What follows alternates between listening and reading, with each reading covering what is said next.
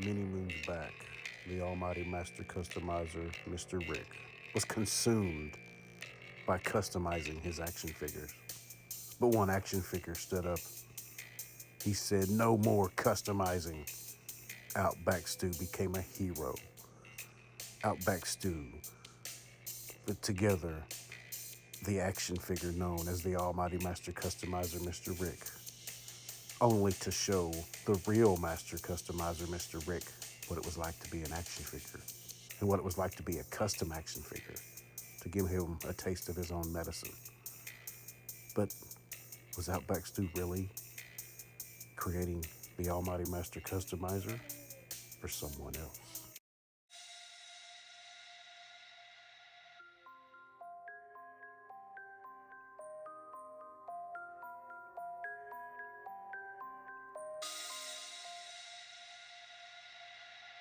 Is it me? Am I the drama? I don't think I'm the drama. Maybe I am. Am I the villain? I don't think I'm the villain.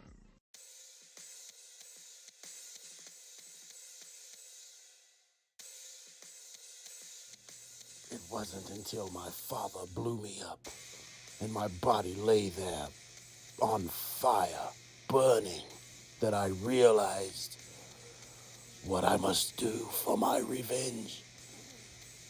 I must create the ultimate action figure, the perfect body for me to be resurrected into. Whispering Willie grew up as a lab rat in a scientific research facility, privately funded, privately ran by a small group calling themselves the Corps. After years of being a test subject, by the time Willie got to be in his late 20s, he was just numb. He would only speak in soft whispers. Until one night, he overheard the scientists talking about him. As he listened, he would hear them say, "This test subject has failed. He shows no signs of abilities or traits of his father or mother." Willie closes his eyes and suddenly his head fills with dozens of questions.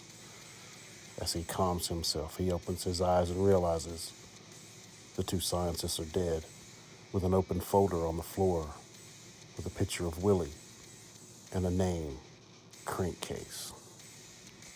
Several years later, Willie became a high-priced mercenary with a special love for blowing up anything belonging to the Corps. So when he's hired to take out one of the Corps' main scientific research facilities, he jumps at the chance. Later, after Willie blows up the Corps facility, he finds himself in a hot pursuit chase and realizes it's a G.I. Joe vehicle, and before he can realize it, he's been blown up by his father, Crankcase.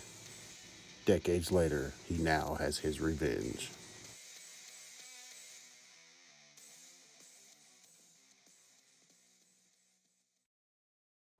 "Stop him there.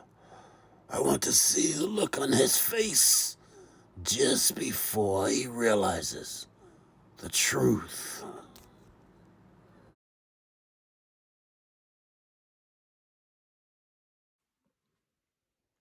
Okay, so that's Willie's side.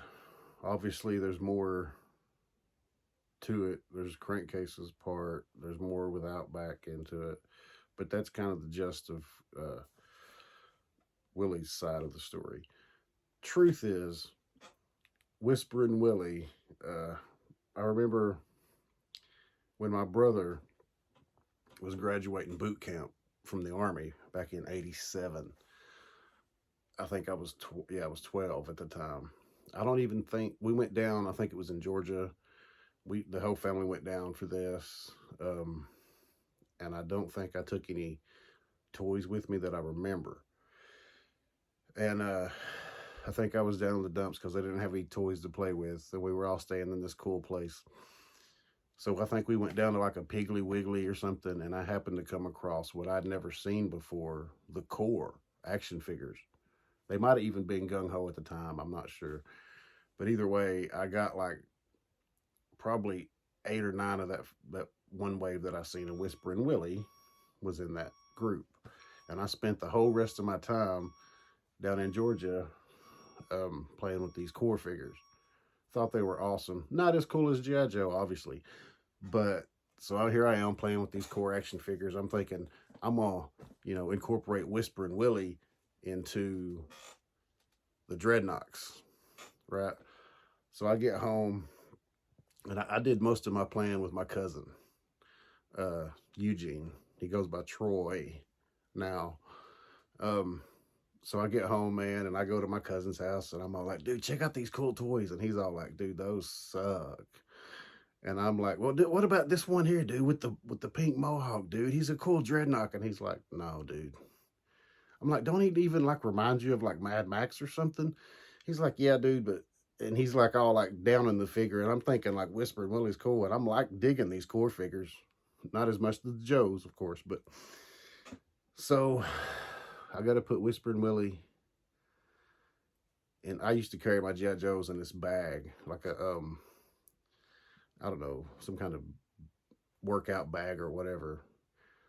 So Whispering Willie went into the bag and he sat there for a while. On occasion, when I was home, I would play with him and dig him out.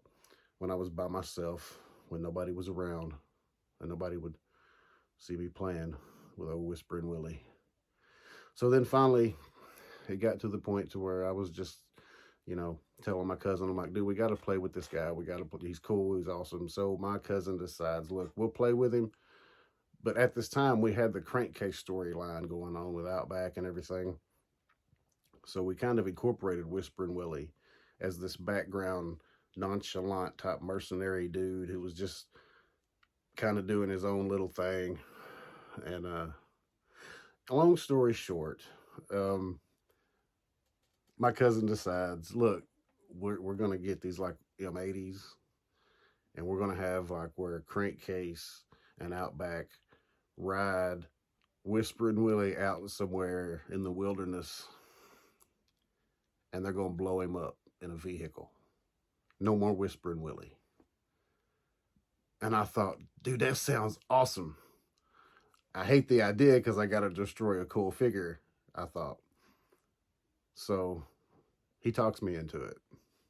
So we do it. We get like Outback and Crankcase and Outback and Crankcase, and we take them out and we get these firecrackers, whatever we had, M80s. I don't know what it was, but they were the big, anyway. So we set them in. We set one on the bottom, I think, and one inside the vehicle with Whispering Willie, and it blows up. And believe it or not, it catches on fire. And so Whispering Willie was kind of. So we just let it. We just let it burn, man. Okay, and I feel bad to this day that I'd done that to Whispering Willie. So doing the videos with Whispering Willie as the main bad guy is my way of saying, Whispering Willie, I'm sorry. Uh, so anyway, so in the toy world, so I eventually, after we put the fire out, and I peel Willie off of the steering wheel, and he's all burned up and mangled and lost a leg and maybe an arm. So I put him in my bag after he cools off. I think we got him with water hose and cooled him down, and he sat in my bag for years. Eventually faded away. I don't know what happened to him. But in my toy verse, as he's been in in the tubs, he's been drawing his power because see, the whole time they were doing experiments on him in his version of the story, they were always trying to find something that Crankcase had, because Crankcase is the one in my world who had like the super serum soldier. Anyway, long story short, Crankcase was the one with the super soldier serum thing, and they were testing Willie to see if he had any of the abilities that Crankcase would have had. He didn't, obviously. Okay. Anyway, there's way too much to this story. It's way complex in my head, and I just wanted to say thank you to everyone who watches my stupid videos and everyone who subscribes to my stupid channel.